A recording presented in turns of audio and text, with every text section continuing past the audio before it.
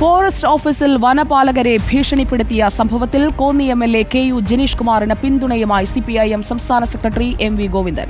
വനംവകുപ്പ് ഉദ്യോഗസ്ഥരുടെ തെറ്റായ പ്രവണത സർക്കാർ തിരുത്തണമെന്ന് എം.വി. ഗോവിന്ദൻ പറഞ്ഞു.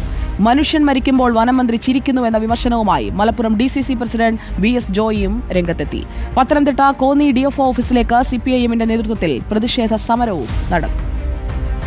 പത്തനംതിട്ട പാടം ഫോറസ്റ്റ് സ്റ്റേഷനിൽ കോന്നി എംഎൽഎ കെ.യു. ജനീഷ് കുമാർ വനപാലകരെ ഭീഷണിപ്പെടുത്തിയതാണ് വിവാദമായത്. ഷോക്കേറ്റ് കാട്ടാന ചരിഞ്ഞ സംഭവത്തിൽ വനപാലകർ പ്രദേശവാസികളെ അന്യായമായി കസ്റ്റഡിയിലെടുത്ത് ഉപദ്രവിക്കുന്നു എന്ന് പറഞ്ഞായിരുന്നു കോന്നി എംഎൽഎ വനപാലകരെ ഭീഷണിപ്പെടുത്തിയത്.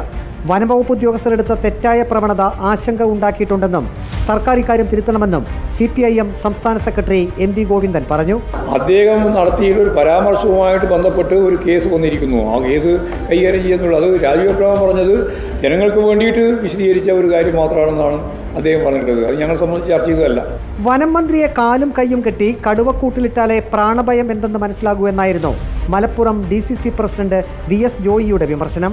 മനുഷ്യൻ മരിക്കുമ്പോൾ ചിരിക്കുകയും മൃഗങ്ങൾ മരിക്കുമ്പോൾ കരയുകയും ചെയ്യുന്ന ഒരു കടൽ കിഴവനാണ് കേരളത്തിന്റെ വനം മന്ത്രി.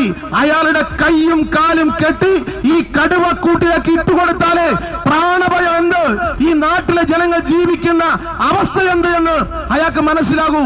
വന്യമൃഗശല്യത്തിൽ വനപാലകർ കാര്യക്ഷമമായി ഇടപെടുന്നില്ല എന്നാരോപിച്ച് പത്തനംതിട്ട കോന്നി DFO ഓഫീസിലേക്ക് CPMന്റെ നേതൃത്വത്തിൽ പ്രതിഷേധ പ്രകടനം നടത്തി.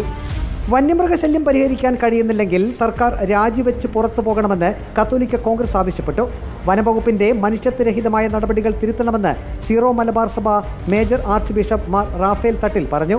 ഇവിടുത്തെ ഉദ്യോഗസ്ഥ ലോബി അതിനെതിരെ പ്രവർത്തിക്കുകയാണ്. അവർ പണിയെടുക്കണം. ഗവൺമെന്റ് ശമ്പളം കൊടുക്കുന്ന വനപാലകർ പണിയെടുക്കണം. ഈ കാട്ടുമൃഗങ്ങൾക്ക് ജനങ്ങൾക്ക് സംരക്ഷണം കൊടുക്കാൻ വേണ്ടിയാണ് അവർ ശമ്പളം കൊടുക്കുന്നത്. അത് പ്രധാനപ്പെട്ടതാണ്.